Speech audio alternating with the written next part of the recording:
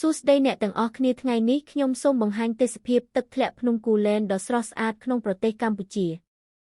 ភ្នំគូលែនគឺជាភ្នំដ៏ពិសិដ្ឋមួយដែលមានចម្ងាយប្រហែល50គីឡូម៉ែត្រពីខេត្តសៀមរាបទឹកជ្រោះដែលអ្នកបានចែករំលែកគឺជាចំណុចលេចធ្លោមួយរបស់វាដែលហ៊ុំព័ទ្ធដោយព្រៃខៀវស្រងាត់និងពេញនិយមទាំងអ្នកស្រុកនិងអ្នកទេសចរសម្រាប់ការហែលទឹកនិងជ្រើសរើសអាហារទីតាំងនេះក៏មានសារៈសំខាន់ជាប្រវត្តិសាស្ត្រដែលព្រោះវាត្រូវបានគេចាត់ទុកថាជាកន្លែងកំណើតនៃអាណាចក្រខ្មែរបុរាណ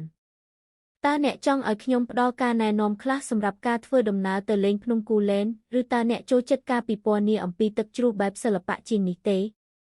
Hello everyone. Today I would like to introduce you to the beautiful scenery of Mount Kulen Waterfall in Cambodia. Phnom Kulen is a sacred mountain located about 50 kilometers from Siem Reap. The waterfall you shared is one of its highlights, surrounded by lush jungle and popular with both locals and tourists for swimming and picnicking. The site is also historically significant, as it's considered the birthplace of the ancient Khmer Empire. Would you like me to give you some travel tips for visiting Kulen Mountain, or would you prefer a more artistic description of the waterfall?